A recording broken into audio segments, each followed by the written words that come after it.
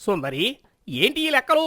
అందరూ నిన్ను నమ్మి లెక్కపత్తులు నీకు అప్పచెబితే నువ్వు ఈ తప్పుడు లెక్కలు చూపించి మా అందరినీ మోసం చేసి మా డబ్బులు నొక్కేయాలని చూస్తున్నావా? అయ్యో, అలా కాదండి. నేను సరిగానే చేశాను. ఎక్కడో ఏదో పొరపాటు జరుగుంటుంది. మోసం చెయ్యాలన్న ఉద్దేశమే నాకు లేదు. నేనెందుకు మిమ్మల్ని మోసం చేయాలని అనుకుంటాను? ఎందుకు అనుకున్నావో నీకే తెలుసు. ఇదంతా మాకు సంబంధం లేదు. రేపటిలోగా మాకు రావలసిన డబ్బులు అన్నీ సరిగ్గా లెక్క చెప్పలేదంటే మా అందరినీ మోసం చేశావని పోలీసులకి చెప్తాను. తరువాత సంగతి వాళ్లే చూసుకుంటారు. లేదులే రామయ్య, అంత పెద్ద మాటలొద్దు. నేను రేపటిలోగా మీకు చెప్పాల్సిన లెక్క చెప్తాను. మీరు ఇళ్లకి వెళ్ళండి. రేపు నేనే మీ ఇళ్లకి వచ్చి మీ అందరికీ లెక్కలు చెప్తాను. ఇక మీరు వెళ్ళండి అని సుందరి అందర్నీ పంపించేసి లెక్కలు చేయడానికి లెక్కల పుస్తకాలన్నీ ముందేసుకుని కూర్చొని ఉంటుంది. అదే సమయానికి చిత్ర బజారు నుంచి కూరగాయలు తీసుకుని ఇంటికి వస్తుంది. అత్తయ్య, ఏంటిది మీరిలా బాధపడుతూ ఏదో లెక్కలు చేస్తున్నారు? ఏమైంది? ఏమని చెప్పాలమ్మా, నేనేదో తప్పుడు లెక్కలు చేసి వాళ్ల డబ్బులు తినాలని చూశానని ప్రజలందరూ నన్ను నానా మాటలని రేపటిలోగా లెక్కలు చెప్పాలని వెళ్లారు. నేను ఎక్కడ ఏం తప్పు చేశానో నాకర్థం కావడం లేదు. ఏది, నన్ను చూడనివ్వండత్తయ్య అంటూ చిత్ర సుందరి లెక్కలన్నీ చూస్తుంది. అలా కాసేపు చూసిన తర్వాత, అత్తయ్య, ఇదిగో చూడండి, మీరు ఇక్కడ లెక్క తప్పుగా చేశారు.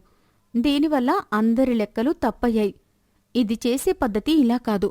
ఎలా చెయ్యాలో నేను చెప్తాను చూడండి అంటూ సుందరి ఏ లెక్క ఎలా చెయ్యాలో అన్నీ చెప్పి సాయంత్రం వరకు సుందరితో పాటే కూర్చుని లెక్కలన్నీ సరిచేస్తుంది చిత్ర. తరువాతి రోజు ఉదయాన్నే చిత్ర లెక్కలన్నింటినీ తీసుకుని రామయ్య ఇంటికి వెళ్తుంది. చిత్రమ్మా, నువ్వేంటమ్మా ఇక్కడ ఇలా వచ్చావు? రామ్మా, కూర్చో. రామయ్య, నిన్న మా అత్తయ్యని తప్పుడు లెక్కలు చేసిందని మీరు తప్పుగా అనుకున్నారు. ఇదిగో ఇప్పుడు చూడండి, మీరు ఇష్టం వచ్చినట్టు మాట్లాడారని మా అత్తయ్య రాత్రంతా బాధపడుతూనే ఉంది. తన ఉద్దేశమే తప్పుడుద్దేశమైతే ఇన్ని రోజులు ఎప్పుడూ మీకు ఏ పొరపాటు జరగలేదు కదా?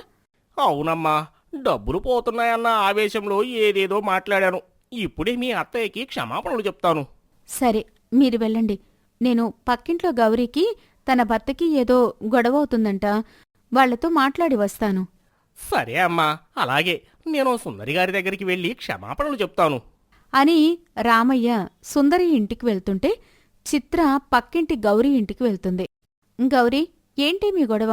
ఎప్పుడు చూసినా అమ్మగారింటికి వెళ్తాను అని మీ భర్తను బెదిరిస్తున్నావంట? లేకపోతే ఏంటక్కా, ఎప్పుడూ పని పని అంటూ రోజుల తరబడి ఎక్కడెక్కడికో వెళ్తాడు. ఇంట్లో ఉండడమే ఉండదు. నాతో గడపడానికే సమయం ఉండదు. అలాంటప్పుడు నేను ఎక్కడ ఉంటే ఏంటి, మా అత్తగారింటికి వెళ్తే ఏంటి? చదువుకున్న ఒక్కొక్కరిని చూడు, సాఫ్ట్వేర్ ఉద్యోగాలంటూ లక్షలకి లక్షలు సంపాదిస్తున్నారు. అంత సంపాదించేవాళ్లు కూడా ఇలా ఇల్లు మరచిపోయి ఊర్లు తిరగడానికి వెళ్లరు కాబోలు. ఈయన తీసుకుని వచ్చే డబ్బులకి కనీసం నాకు బంగారు గొలుసు కూడా చేయించలేకపోయాడు. చూడు గౌరీ, నీ భర్తకు చదువు అబ్బలేదని నీకు పెళ్లికి ముందే తెలుసు. అయినా తన ఆస్తిని చూసి పెళ్లి చేసుకున్నావు. కాని నీ భర్త అలా కాదు. నిన్ను ప్రేమిస్తున్నాడు కాబట్టే నీకోసం అంతలా కష్టపడుతున్నాడు. నీకు బంగారం కొనిచ్చే అంతలా సంపాదించలేకపోతున్నాడు కావచ్చు, కాని నీకు ఏ పూట లోటు రానివ్వడం లేదు కదా. నిన్ను కాలు బయట పెట్టనివ్వకుండా చూసుకుంటున్నాడు కదా. ఇది కాదా? సరిపోదంటావా? అయినా లేనిదానికోసం పాకులాడుతూ ఉన్నదాన్ని ఆనందించలేకపోతే అది కూడా పిచ్చితనమే అవుతుంది. నీకు ఏ పూట లోటు రాకుండా చూసుకోవడం కోసం ఆయన ఎన్నెన్ని నిద్రలేని రాత్రులు గడిపి ఉంటాడు అని ఎప్పుడైనా ఊహించావా? ఊరూరా తిరుగుతున్నాడు అంటున్నావు కాని ఎక్కడ ఎంతలా కష్టపడుతున్నాడో ఆలోచించావా? అంతెందుకు, నువ్వు ఇన్నేసి మాటలంటున్నా మారు మాట్లాడకుండా ఉన్నాడే తప్ప పల్లెత్తు మాట ఎదురు మాట్లాడా? ఇంతకన్నా గొప్ప భర్త నీకు ఇంకెక్కడ దొరుకుతాడు చెప్పు? ఏమండి, మీ గురించి చాలా తప్పుగా అర్థం చేసుకున్నాను.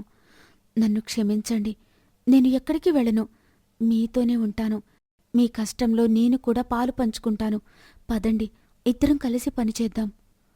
వద్దు గౌరీ, ఎప్పుడూ నువ్వు నాతో పాటు కష్టపడాలి అనుకోలేదు. నిన్ను ఏ కష్టం రాకుండా చూసుకోవడంలోనే నాకు సంతోషం ఉంది. నువ్వు నాతో ప్రేమగా మాట్లాడుతున్నావు. ఇదే నాకు చాలు. నేను ఎంత కష్టాన్నైనా ఒంటి చేత్తో చేసుకొస్తాను. చిత్రగారు, నా భార్యలో ఇంతటి మార్పు తీసుకొచ్చిన మీరు నిజంగా చాలా గొప్పవారండి. ఎవరెలా వెళ్తే మనకెందుకులే అనుకునే ఈ సమాజంలో అందరూ బాగుండాలి, అందరూ బాగుండాలి అనుకునే మీలాంటి వాళ్ళు ఉండడం చాలా గొప్ప విషయం. సరే సరే, మీ పొగడ్తలు చాలు, నాకు చాలా పనులున్నాయి అని చిత్ర ఊరి మధ్యలో తన కోసం ఎదురు చూస్తున్న పిల్లల దగ్గరికి వెళ్తుంది చిత్ర. పిల్లలు, ఈరోజు మనం ఒక కొత్త పాఠం నేర్చుకుందాం. టీచర్, ఈరోజు కొత్త పాఠం కాదు, మేము మీకోసం ఈరోజు ఒక ప్రత్యేక ఏర్పాటు చేశాం. నా కోసం ప్రత్యేక ఏర్పాట్లా? ఏంటమ్మా అవి? టీచర్, మా కుటుంబాలలో ఉన్న పరిస్థితుల ప్రకారం మా అమ్మ నాన్న మమ్మల్ని పనుల్లో చేర్పించాలని చూస్తే మీరు మాత్రం మా వాళ్లతో మాట్లాడి మా జీవితాలలో చదువుని తీసుకొచ్చారు. మీరు లేకపోయి ఉంటే మా జీవితాల్లో చదువు అనేదే లేకుండా పనులకే పరిమితమయ్యేది. మీలాంటి గొప్ప గురువులకి కనీసం ఉపాధ్యాయ దినోత్సవం రోజైనా గుర్తించకపోతే మేము విద్యార్థులమని చెప్పుకోవడానికి అర్హులం కాదు.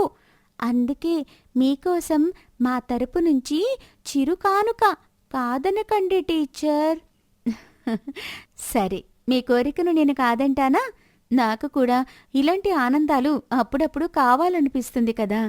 పదండి, మీరు ఎలాంటి ఏర్పాటు చేశారో నేను చూస్తాను అని చిత్ర వాళ్లతో పాటు వెళ్తుంది.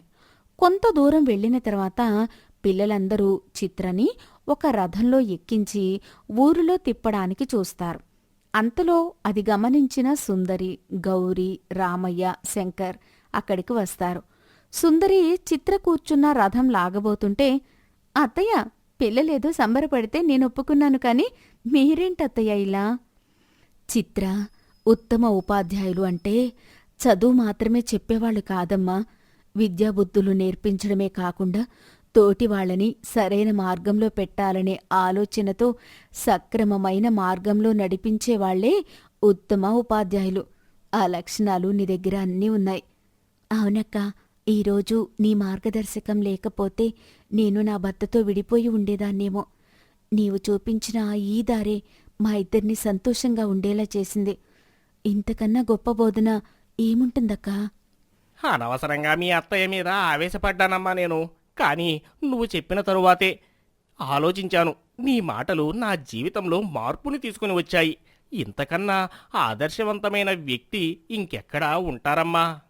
అందుకే నువ్వు మాకు చదువు చెప్పకపోయినా ఇంత గొప్ప బుద్ధులు నేర్పించావు కాబట్టి నువ్వు మా ఉత్తమ ఉపాధ్యాయురాలువే.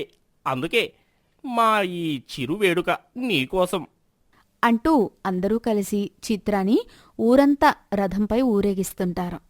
వాళ్ళందరి మాటలకి, మగాళ్లలో వచ్చిన మార్పుకి చిత్ర ఎంతో సంతోషిస్తుంది. నూతన ఉత్సాహంతో అప్పట్నుంచి ఇంకా గొప్పగా అందరికీ విలువలు నేర్పిస్తూ ఉంటుంది.